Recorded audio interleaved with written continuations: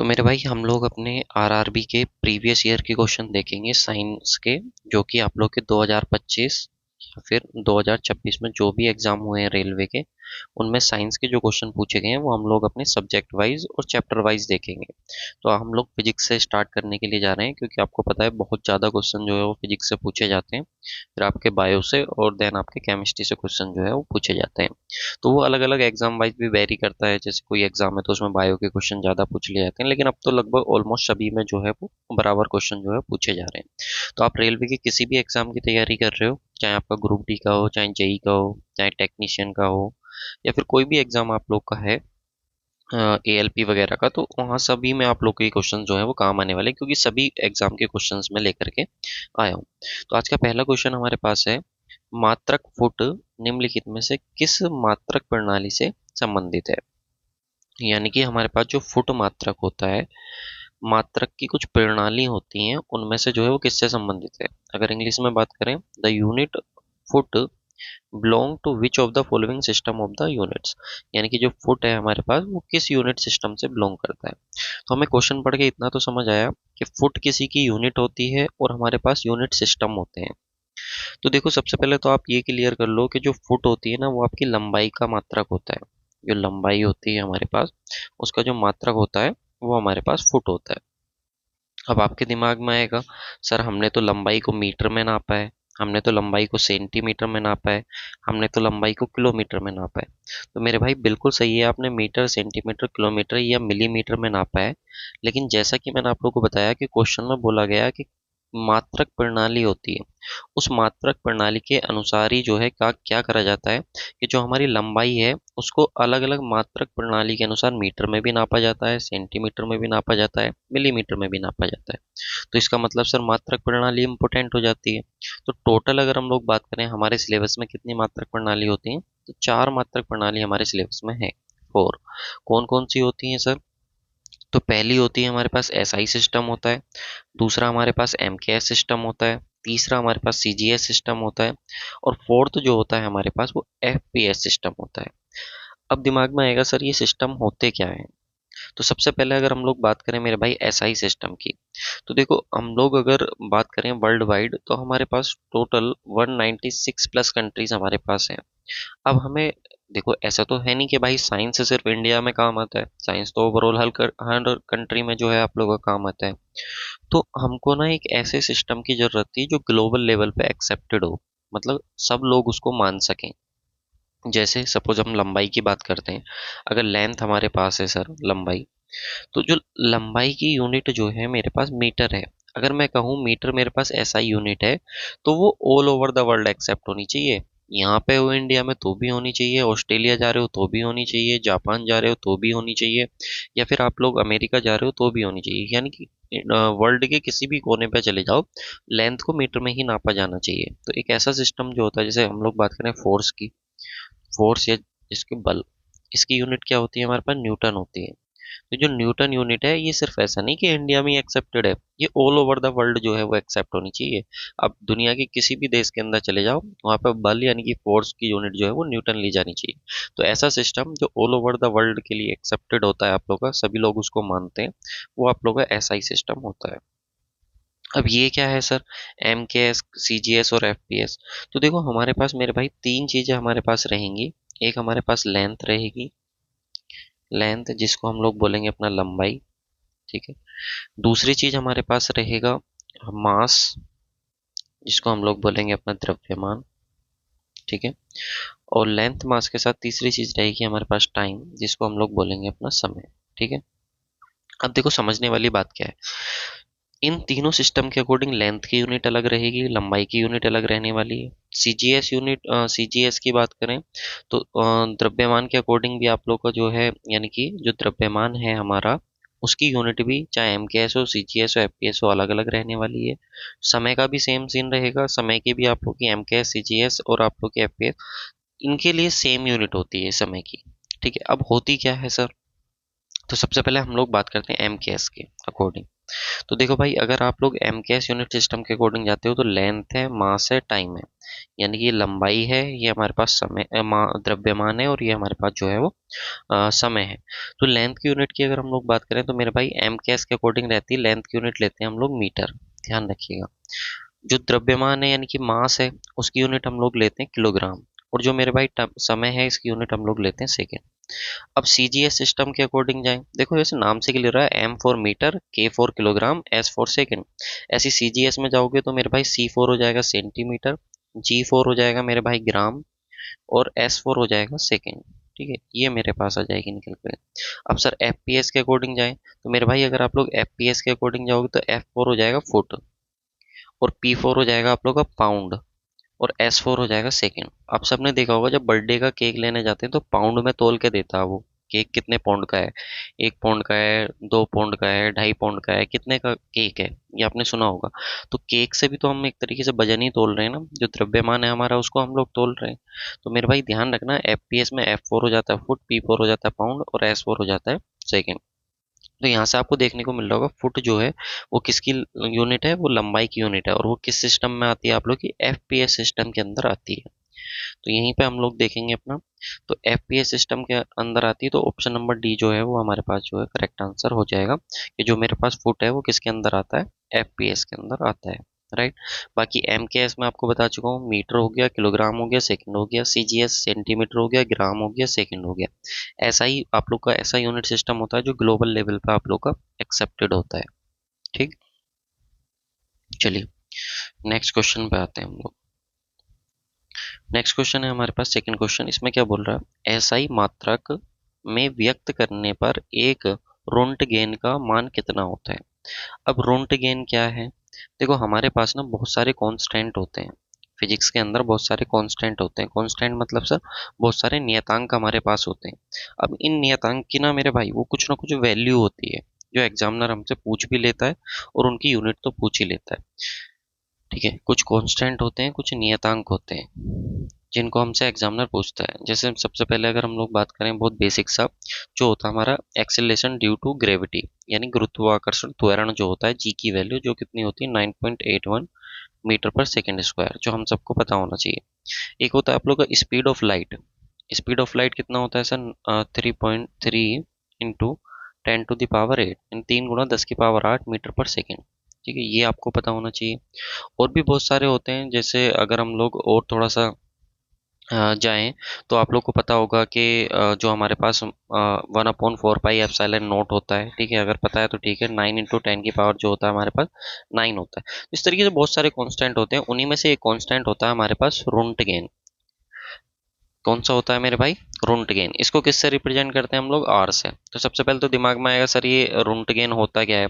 तो देखो जितनी भी हमारे पास फिजिकल क्वांटिटी है, कोई भी फिजिकल क्वांटिटी है हमारे पास, उन फिजिकल क्वांटिटी की सबकी यूनिट होती है, यानी कि जितनी भी भौतिक राशियां होती हैं हमारे पास, उन भौतिक राशियों की क्या होती है, सबके मात्रक होते हैं। क्या सर सभी के होते हैं क्या, तो मेरे भाई सबके होते हैं। किसी का भी आप उठा लो, लेंथ उठा लो, लेंथ की यूनिट क्या होगी आपकी, मीटर होगी, लंबाई की। ठीक है, वैसे आप लोग बात करो डिस्टेंस। ठीक है, डिस्टेंस की यूनिट क्या होगी आप लोग की, मीटर या सेंटीमीटर होगी।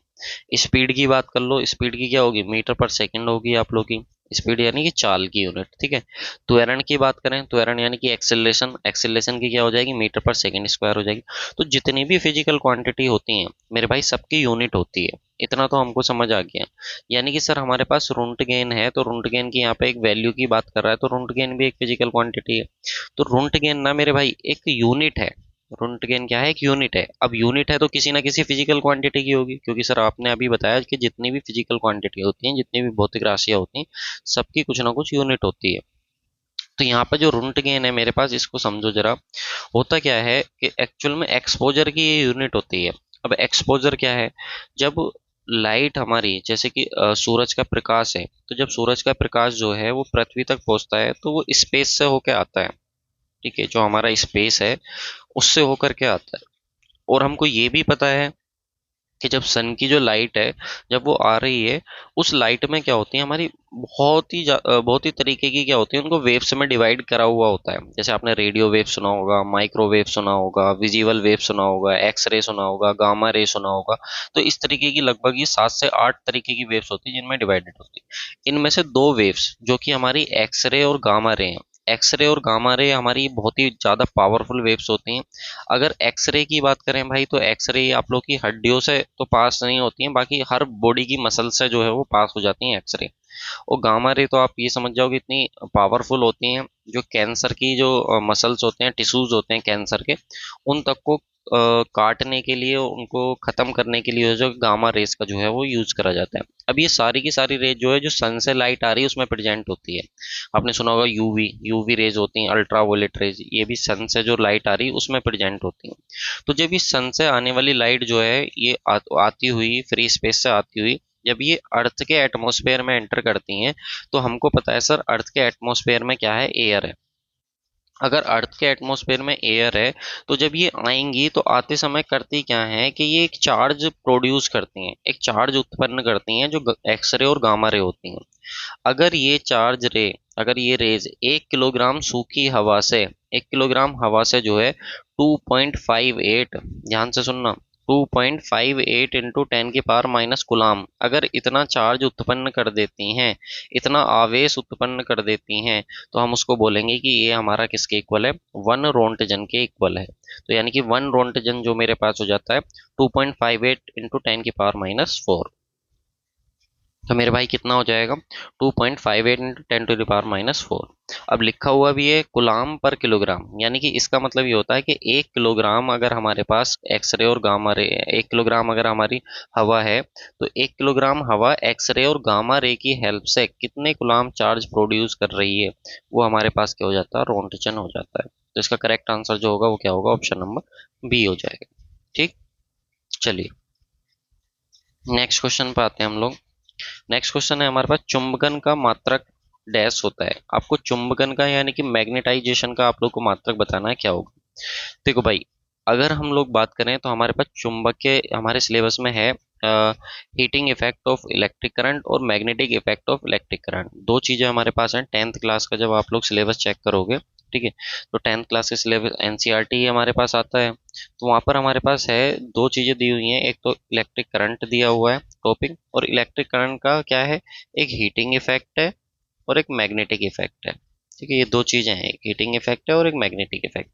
तो उसमें हमारे पास कुछ चीज़ें आती हैं, कुछ फिजिक चीज़ें के कुछ फिजिकल क्वांटिटी आती हैं, कुछ भौतिक राशि आती हैं, उनके मात्रक हमको पता होने चाहिए, जो कि हमारे लिए बहुत इंपॉर्टेंट हो जाते हैं। जैसे चुंबकीय क्षेत्र आता है, तो चुंबकीय क्षेत्र की अगर हम लोग बात करें, तो चुंबकीय क्षेत्र को हम लोग बी से रिप्रेजेंट करते हैं, और इसकी जो यूनिट होती है मेरे भाई, वो क्या होती है, टेस्ला। आप लोगों ने सुना भी होगा, टेस्ला एक कंपनी भी है एलोन मस्क की, ठीक है, जो आपकी जो इलेक्ट्रिक व्हीकल होते हैं वो बनाती है। तो टेस्ला जो होती है आप लोग की, वो कहीं ना कहीं उसमें चुंबक लगी हुई होती है, मैग्नेट लगी होती है, जो मोटर घूम रही होती है उसी से चल रही होती है, तो उसी से भाई सोच करके उसने नाम रखा हुआ है अपना टेस्ला। तो मैग्नेटिक फील्ड की जो यूनिट होती है टेस्ला। अब टेस्ला के साथ एक और यूनिट होती है जो कि क्या होती है, बेवर पर मीटर स्क्वायर। तो बेवर पर मीटर स्क्वायर जो है, ये भी मेरे पास जो है इलेक्ट्रिक फील्ड की ही यूनिट होती है। इसी तरीके से मेरे भाई होता है चुंबक के फ्लक्स। चुंबक के फ्लक्स क्या होता है, और मैग्नेटिक फील्ड क्या होता है, यानी कि चुंबकीय क्षेत्र क्या होता है। तो इसको भी समझ लो, अगर ये मेरे पास एक मैग्नेट है, नॉर्थ पोल है और ये साउथ पोल है, तो इस मैग्नेट के चारों तरफ एक ऐसा इमेजनरी एरिया होता है, एक ऐसा काल्पनिक क्षेत्र होता है, जिसके अंदर अगर कोई भी लोहे का ऑब्जेक्ट अगर जाएगा, तो उसको चुंबक अपनी तरफ खींच लेगी। अगर मान लो चुंबक यहाँ रखी है और लोहे का ऑब्जेक्ट यहाँ रखा, तो इसको नहीं खींच सकती क्योंकि इसके क्षेत्र के बाहर है। तो जैसे ही उस क्षेत्र के अंदर जाएगी, जो इसका चुंबकीय क्षेत्र होगा, तुरंत ही चुंबक इसको अपनी तरफ खींच लेगी। तो चुंबकीय क्षेत्र वही काल्पनिक क्षेत्र होता है, वही इमेजिनरी फील्ड होता है, जिसके अंदर जाते ही ये चुंबक उसको अपनी तरफ खींच लेती है, और उसी की यूनिट होती है हमारे पास टेस्ला। अब चुंबकीय फ्लक्स क्या होता है, तो ये जो मैग्नेटिक फील्ड बना है, ये जो चुंबकीय क्षेत्र बना है, ये मैग्नेटिक लाइंस की वजह से बनता है। किसकी वजह से बनता है, मैग्नेटिक लाइंस की। अब यहाँ पर हम लोग एक इमेजिनरी एरिया ले लेते हैं, और इस इमेजिनरी एरिया से कितनी लाइन पास कर रही हैं, वो उसका फ्लक्स हो जाता है। जैसे यहाँ पे कितनी लाइन पास कर रही है, टू लाइन पास कर रही है, यानी कि दो लाइनें पास कर रही हैं, तो ये उसका चुंबकीय फ्लक्स हो जाएगा। अब इसको निकालते कैसे हैं? तो हमने कोई ना कोई एरिया लिया है और उस एरिया से क्या पास हो रहा है, बी, तो दोनों की मल्टीप्लाई करा दो भाई, तो दोनों का जो प्रोडक्ट होगा बी इंटू ए, वो मेरे को क्या दे देगा, फ्लक्स, यानी कि मैग्नेटिक फील्ड इंटू एरिया। और इसकी जो यूनिट होती है भाई वो क्या होती है, बेवर, याद रखिएगा। अब बात आती है चुंबकन की या फिर मैग्नेटाइजेशन की। तो चुंबकन या मैग्नेटाइजेशन क्या होता है? किसी भी चुंबकीय पदार्थ जैसे कोई भी लोहा हो गया के प्रति इकाई आयतन यानी कि यूनिट वॉल्यूम से उत्पन्न चुंबकीय ध्रुव आघूर्ण मैग्नेटिक डाइपोल मोमेंट, जो हमारा चुंबकीय पदार्थ के भीतर के परमाणु एक निश्चित दिशा में अलाइन हो जाते हैं। क्योंकि आपको पता है जो चुंबकीय पदार्थ होते हैं, ठीक है, जो चुंबक होती है उसमें आपके दो पोल होते हैं, नॉर्थ और साउथ। अब नॉर्थ और साउथ जो है वो आप लोग के जो है अलग अलग डायरेक्शन में, किसी की इधर है नॉर्थ साउथ, ठीक है, किसी का इधर है नॉर्थ साउथ, सबका अलग अलग जो है वो है। लेकिन जब वो एक साइड जो है वो अलाइन हो जाते हैं, यानी कि एक ही दिशा में आ जाते हैं, नॉर्थ नॉर्थ एक दिशा में, साउथ साउथ आप लोग के एक दिशा में, पर यूनिट वॉल्यूम में, ठीक है, ध्यान रखना। पर यूनिट वॉल्यूम का मतलब क्या, अगर कोई भी इतना बड़ा फील्ड है, मैग्नेटिक सब्सटेंस है आप लोग का, तो उसके यूनिट वॉल्यूम की हम लोग बात कर रहे हैं, ठीक है, यानी कि 1 सेंटीमीटर क्यूब, 1 मीटर क्यूब, इस तरीके से। तो ये जो हमारे पास जब एक आ जाते हैं, तो उससे उत्पन्न जो चुंबकीय आघूर्ण होता है उसको हम लोग अपना चुंबकन यानी कि मैग्नेटाइजेशन या फिर चुंबकीय तीव्रता हम लोग बोलते हैं। तो कुल मिलाकर अगर अगर हम लोग बात करें मैग्नेटाइजेशन है क्या, तो मैग्नेटाइजेशन कुछ भी नहीं है, जो मैग्नेटिक सब्सटेंस होते हैं उनमें जो आप लोग का जो मैग्नेटिक डाइपोल मोमेंट क्रिएट हुआ है, यानी कि जो चुंबकीय ध्रुव आघूर्ण बना है आप लोग का, वही पर यूनिट वॉल्यूम आप लोग का क्या कहलाता है, मैग्नेटाइजेशन कहलाता है, यानी कि एम अपॉन वी, ये हमारे पास हो जाता है। अब एम जो होता है ये क्या होता है, मैग्नेटिक डाइपोल मोमेंट, क्या होता है, मैग्नेटिक डाइपोल मोमेंट, यानी कि चुंबकीय ध्रुव आघूर्ण। और नीचे क्या होता है, वॉल्यूम।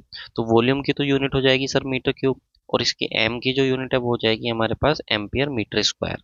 ध्यान रखिएगा। अब ये कहाँ से आई सर एम की यूनिट, तो मैग्नेटिक डाइपोल मोमेंट का फॉर्मूला होता है एन आई ए। एन तो नंबर ऑफ टर्न्स हो गए टोटल, तो टोटल नंबर ऑफ टर्न्स कितने हैं, अगर कोई भी मान लो हमारे पास कोयल है, ठीक है, तो इस कोयल के अंदर कितने नंबर ऑफ टर्न्स हैं, 1 2 3 4 5 6 7, तो छल्ले कितने हैं, तो वो जाता है एन। तो एन तो एक संख्या रहने वाली है। आई जो होता है इसके अंदर करंट, कितना इसका करंट है, और इस कोयल का कुछ ना कुछ एरिया भी होगा, तो वो हमारे पास हो जाता है ए।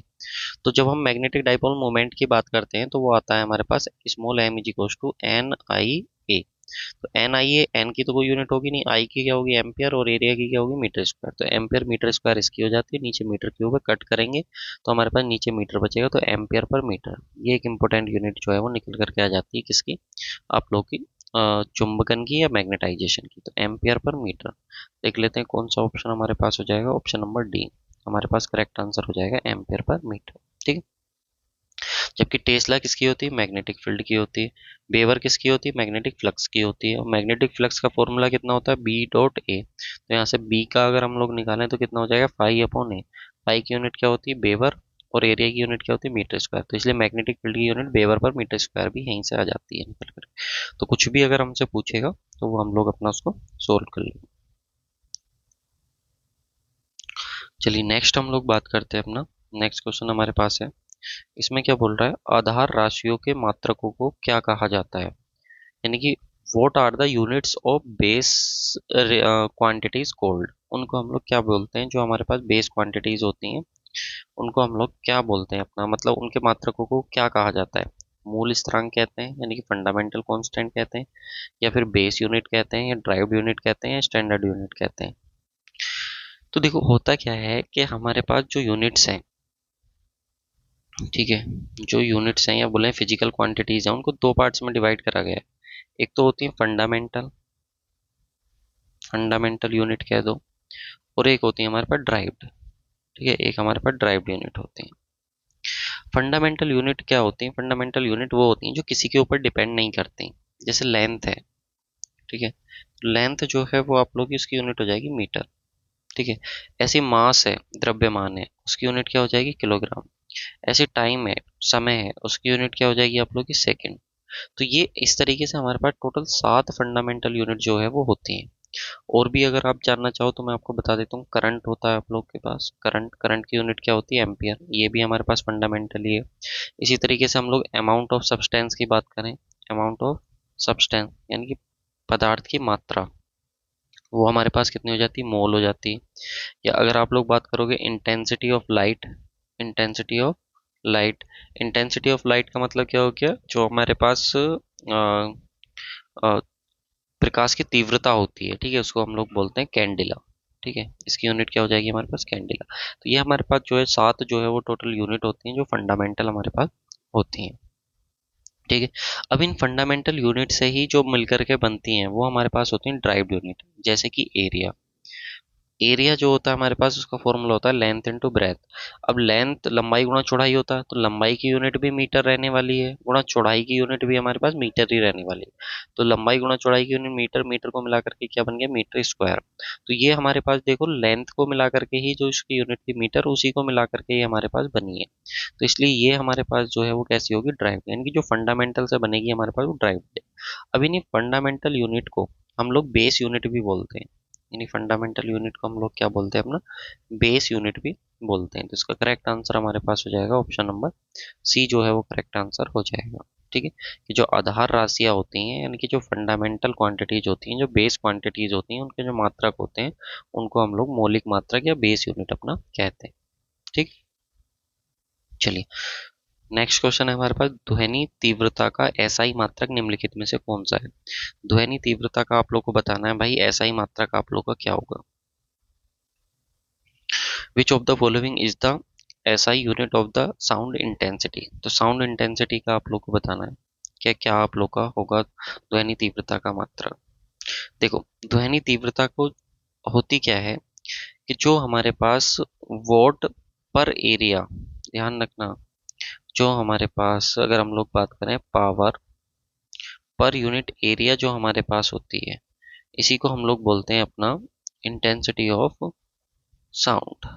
क्या बोलते हैं, इंटेंसिटी ऑफ साउंड, आईओएस। ठीक है, तो इंटेंसिटी ऑफ साउंड जो होती है वो होती है पावर पर यूनिट एरिया, यानी कि जो हमारे पास पावर है, पावर की यूनिट क्या हो जाएगी, वोट, और एरिया की यूनिट क्या हो जाएगी, मीटर स्क्वायर। यानी कि पर यूनिट एरिया से साउंड कितनी पावर को लेकर के चल रहा है, वही हमारे पास इंटेंसिटी ऑफ साउंड हो जाती है। जिसका जो आंसर हो जाएगा आप लोग का, वो ऑप्शन नंबर सी जो है वो करेक्ट आंसर हो जाएगा, वोट पर मीटर स्क्वायर। अब वोट जो होती है वो किसकी यूनिट होती है, तो वोट हमारे पास पावर की होती है, यानी कि क्षमता की यूनिट होती है। ठीक है, पास्कल जो होती है सर, पास्कल किसकी होती है, तो ये हमारे पास प्रेशर की होती है। प्रेशर यानी कि दाब, दाब की यूनिट हमारे पास होती है। मीटर पर सेकंड बात करें तो सर मीटर पर सेकंड किसकी होती है, तो मीटर पर सेकंड आप लोग की चाल की हो जाएगी या फिर वेग की हो जाएगी। यानी कि चाल यानी कि स्पीड, और वेग यानी कि वेलोसिटी। ठीक है, स्पीड और वेलोसिटी की जो है यूनिट हमारे पास हो जाती है। तो ये आप लोग को ध्यान रखना है। ठीक है भाई, चलिए नेक्स्ट आता है हमारे पास ल्यूमिनस इंटेंसिटी। तो ल्यूमिनस इंटेंसिटी अभी मैंने आप लोगों को बताया था कि हमारे पास 7 फंडामेंटल जो है वो यूनिट्स होती हैं। ठीक है, जिसमें लंबाई होगी, लेंथ हो गया, मास हो गया, टाइम हो गया, करंट हो गया, और इंटेंसिटी ऑफ लाइट हो गई, अमाउंट ऑफ सब्सटेंस हो गया। तो ये हमारे पास जो है यूनिट्स होती हैं। तो इनमें अगर हम लोग बात करें, हमारे पास 7 में जो फंडामेंटल हमारे पास हैं, इनमें ल्यूमिनस इंटेंसिटी जो कि हमारी ज्योति तीव्रता है, इसका आंसर होता है कैंडिला, ध्यान रखिएगा। जबकि मोल जो होता है वो किसका होता है, पदार्थ की मात्रा का, यानी कि अमाउंट ऑफ सब्सटेंस का, अमाउंट ऑफ सब्सटेंस का। वोट किसका होता है, तो अभी मैंने आप लोगों को बताया था पावर का। मीटर किसका होता है, तो मीटर आप लोगों का लेंथ का हो जाएगा भाई, विड्थ का हो जाएगा, हाइट का हो जाएगा। इन सब के मात्रक यानी लंबाई, चौड़ाई, ऊंचाई, इन सब के मात्रक आप लोग के मीटर हो जाएंगे। ठीक है, लेकिन कौन से सिस्टम में, याद रखना एम के एस, वरना आपके दिमाग में आएगा सर लंबाई का मात्रक तो सेंटीमीटर भी होता है, मिलीमीटर भी होता है, किलोमीटर भी होता है। ठीक है, तो इस चीज को आप ध्यान रखना, ये आप लोग का अलग, ये आप लोग का सीजीएस में हो जाएगा। ठीक, इस चीज को ध्यान रखना। और ये मीटर और ये कन्वर्जन होते हैं, एक छोटी यूनिट को बड़ी में या बड़ी को छोटी में करना। ठीक है, चलिए नेक्स्ट हम लोग बात करते हैं, एसआई मात्रक निम्नलिखित में से कौन सा नहीं है। कौन सा एसआई मात्रक नहीं है ये आपको बताना है। तो भाई किलोग्राम जो होता है ये एसआई मात्रक होता है किसका, मास का, यानी कि द्रव्यमान का, ये हमको पता है। ये हमारा लंबाई का होता है, मीटर, ये भी हमको पता है एसआई मात्रक। मोल जो होता है ये पदार्थ की मात्रा का होता है, पदार्थ की मात्रा, यानी कि सर अमाउंट ऑफ सब्सटेंस का होता है, अमाउंट ऑफ सब्सटेंस का होता है। लेकिन टाइम की अगर हम लोग बात करें तो टाइम का मात्रक तो घंटा होता है, लेकिन ऐसा ही मात्रक जो होता है वो सेकंड होता है। ठीक है, और यहाँ पे घंटे की बात कर रहा है तो यही हो जाएगा। कौन सा नहीं है उसने पूछा है, विच of the following is not an SI unit, कौन सी एक एसआई यूनिट नहीं है। तो करेक्ट आंसर इसका हो जाएगा ए। ठीक, चलिए नेक्स्ट क्वेश्चन की बात करते हैं हम लोग। एसआई पद्धति के अनुसार मूल मात्रक कितने होते हैं। तो अभी मैंने बताया था एसआई पद्धति के अनुसार जो मूल मात्रक हैं, यानी कि जो हमारे पास फंडामेंटल यूनिट है, फंडामेंटल यूनिट कितनी होती है, 7। और इन्हीं फंडामेंटल यूनिट से मिलकर हमारी कौन सी बनती है, ड्राइव्ड वाली। कौन सी बनती, ड्राइव्ड यूनिट्स बनती हैं। ठीक है, जिनको हम लोग हिंदी में बोल सकते हैं अपना व्युत्पन्न बोल सकते हैं, व्युत्पन्न। ठीक है, व्युत्पन्न मात्रक हम लोग बोल सकते हैं। ठीक है, तो जो व्युत्पन्न मात्रक होते हैं हमारे पास ड्राइव्ड यूनिट होती हैं, वो हमारी फंडामेंटल से ही बनती हैं, इन्हीं 7 से मिलकर के ही बनी हुई होती हैं। तो कितनी होती हैं, टोटल 7 होती हैं, ध्यान रखिएगा। चलिए नेक्स्ट हम लोग बात करते हैं अपना आवर्ती के मापन का मात्रक है। What is the unit of measurement of frequency. जो आवर्ती होती है, फ्रीक्वेंसी होती है, उसके मापने का मात्रक क्या होता है। जूल, जूल की अगर हम लोग बात करें तो जूल एनर्जी का होता है, यानी कि ऊर्जा का होता है या कार्य का होता है। ठीक है, ये ध्यान रखना। मिली सेकेंड की बात करें तो भाई ये टाइम का होता है हमारे पास। पास्कल की बात करें तो ये दाब का होता है, यानी कि जिसको हम लोग अपना प्रेशर भी बोलते हैं, इसकी यूनिट होती है। हर्ट्ज जो होती है ना, ये आप लोग की आवर्ती की यूनिट होती है, ध्यान रखना। अच्छा, इसको ध्यान रखना, दो तीन चीजें, एक वेवलेंथ, फ्रीक्वेंसी, एक टाइम पीरियड। देखो जब कोई भी वेव चल रही होती है तो वो इस तरीके से वेव हमारी चल रही होती है। ठीक है, अब ये जो वेव हमारे पास है, इस वेव की, एक वेव की जो लेंथ होगी उसको हम लोग बोल देते हैं अपना वेव लेंथ। ठीक है, और यहीं पे अगर हम लोग बात करें कि एक सेकंड में किसी भी वेव ने कितनी साइकिल कंप्लीट करी, जैसे कि ये देखो, एक, दो, तीन, चार, तो इसने कितनी साइकिल कंप्लीट करी, 4। अब इन 4 साइकिल को कंप्लीट करने में मान लो इसको 1 सेकंड का समय लगा, तो इसकी फ्रीक्वेंसी हो जाएगी 4 हर्ट्स। समझ में आई बात। 1 सेकंड में कोई भी वेव कितनी साइकिल कंप्लीट कर रही है वो उसकी फ्रीक्वेंसी हो जाती है। और टाइम पीरियड, तो एक वेव को कंप्लीट होने में जो टाइम लगेगा, ठीक है, उसको हम लोग टाइम पीरियड बोलते हैं। उसकी यूनिट जो रहती है वो हमारे पास टाइम है, तो सेकंड ही रहने वाली है। ठीक, तो एक वेव की जो कंप्लीट वेव होगी उसकी जो लेंथ रहेगी वो वेव लेंथ हो जाएगी। फ्रीक्वेंसी जो हो जाएगी, 1 सेकंड में उसने कितनी नंबर ऑफ साइकिल कंप्लीट करी हैं, कितने नंबर ऑफ चक्र उसने जो है वो कंप्लीट करे हैं भाई। ठीक है, ये जो होता है इतना एक चक्र होता है। ठीक है, तो ये ऐसे ऐसे कितने कंप्लीट करे हैं उसने, यहाँ पे जैसे एक हो गया, दो हो गए, तीन कंप्लीट करें तो 3 उसकी फ्रीक्वेंसी हो जाएगी। और एक साइकिल को कंप्लीट होने में जो टाइम लग रहा है वो हमारे पास जो हो जाएगा वो उसका टाइम पीरियड हो जाएगा। नेक्स्ट क्वेश्चन देखो हमारे पास, केवल मूल भौतिक राशियों को मापने के लिए निम्नलिखित में से किस मात्रक का उपयोग किया जाता है। जो हमारी केवल मूल भौतिक राशियां होती हैं, तो मूल भौतिक राशियों को नापने के लिए आप जो है वो किसका यूज करोगे, which of the following units is use to measure only fundamental physical quantity. तो हमारे पास 7 फंडामेंटल क्वांटिटीज होती हैं, इनको नापने के जो मात्रक होते हैं वो हमारे पास बेस यानी कि मूल मात्रक होते हैं। तो करेक्ट आंसर हो जाएगा 7। ठीक है, ए वाला जो है हमारे पास करेक्ट आंसर हो जाएगा, ये क्लियर रखना। और इन्हीं से मिलकर जो बनती है वो ड्राइव्ड यानी कि व्युत्पन्न मात्रक जो होते हैं हमारे पास, वो हमारे इन्हीं 7 से मिलकर बने होते हैं। जैसे कि मैं आपको बताया था, एरिया लेंथ इंटू ऐसी वॉल्यूम हो जाएगा। देखो वॉल्यूम अगर आप देखोगे तो length into breadth into height होता है। तो लेंथ का मात्रक मीटर, ब्रेथ का मीटर, हाइट का मीटर, सबको मिलाएंगे तो मीटर क्यूब हमारे पास हो जाएगा, यानी कि मीटर की पावर 3 हमारे पास हो जाएगा। घन कोण का ऐसा ही मात्रक क्या होता है, सॉलिड एंगल का। सॉलिड एंगल की ऐसा यूनिट आपको बतानी। देखो सबसे पहले तो एंगल समझो, एंगल होता है कोई भी कोण। कोण मतलब सर कोई भी झुकाव।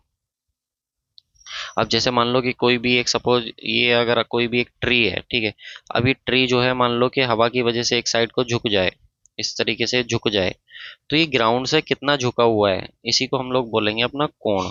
ये हमारा ग्राउंड था, ग्राउंड से कितना झुका हुआ है इसी को कोण या एंगल बोलेंगे।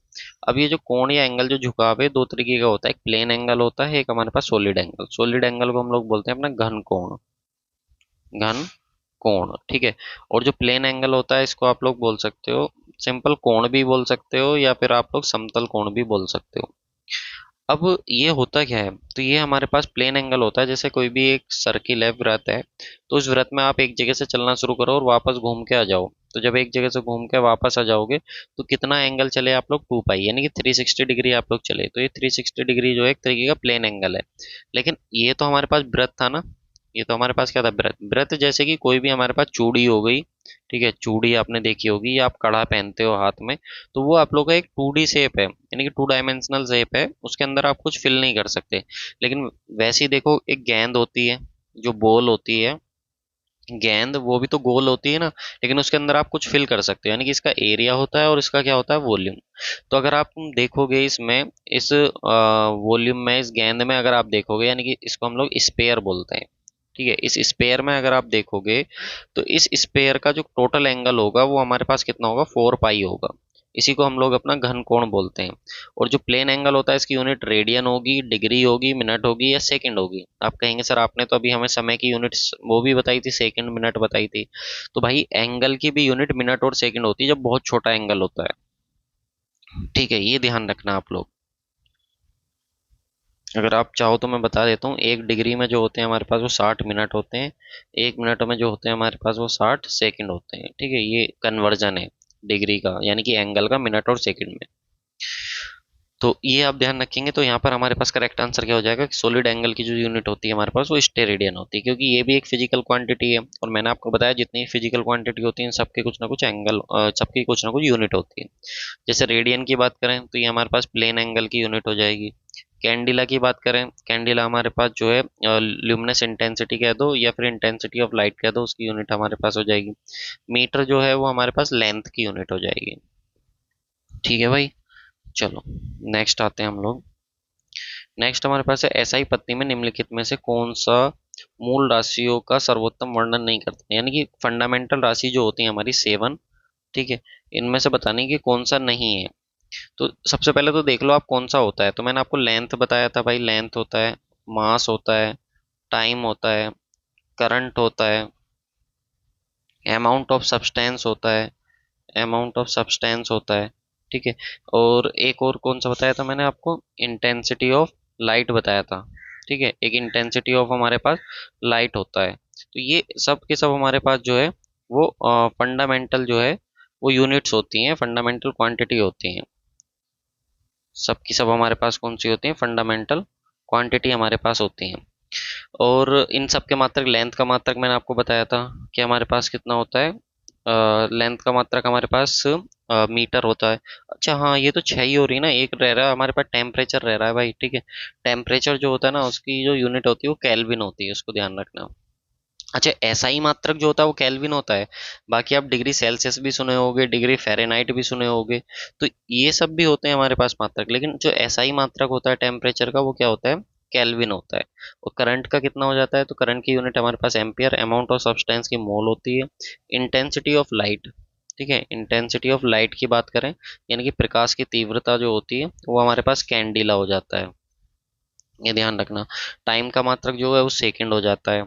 और मास जो है वो हमारे पास कितना हो जाता है, किलोग्राम। तो ये सबके सब सात जो है मैंने आपको फंडामेंटल यूनिट बताई, लेंथ, मास, टाइम, तो बिल्कुल ये हमारे पास फंडामेंटल यूनिट है।